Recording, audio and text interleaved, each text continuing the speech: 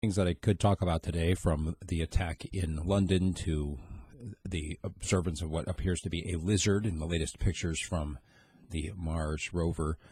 However, I want to talk about something a little closer to home in terms of Alaskans, and this is the idea of bringing Uber and Lyft to Alaska, these rideshare companies. Basically, it completely removes the government-sanctioned taxi license that right now keeps people out of the market.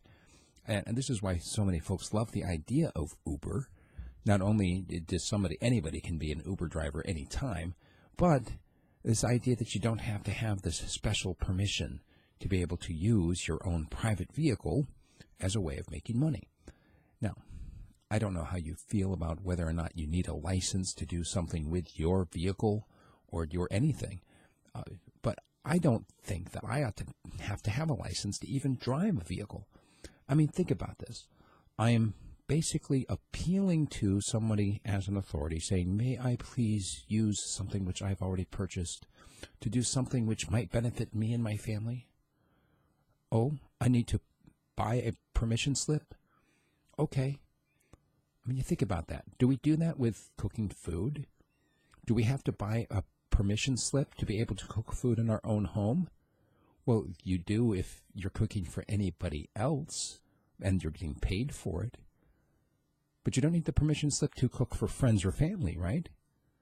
What if your friends and family decided after you cooked an especially good meal that they're going to pay you for it? Should you then report yourself and have to go back and get yourself a license for having cooked for them?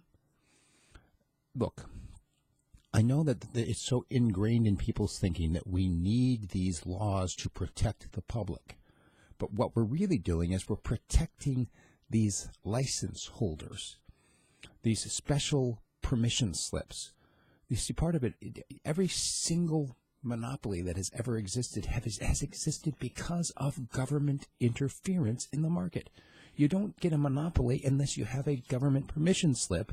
And then the people come along and say, hey, look, that's a monopoly. And the government has to come in and say, oh, I'm sorry, we're going to have to take some of this away. You gave this to me in the first place. I feel like I'm a little scattered in my thinking in this, but I want to bring it down to one particular issue. Do you have the right to do with your stuff whatever you want to, or do you need to get somebody else's permission to do it?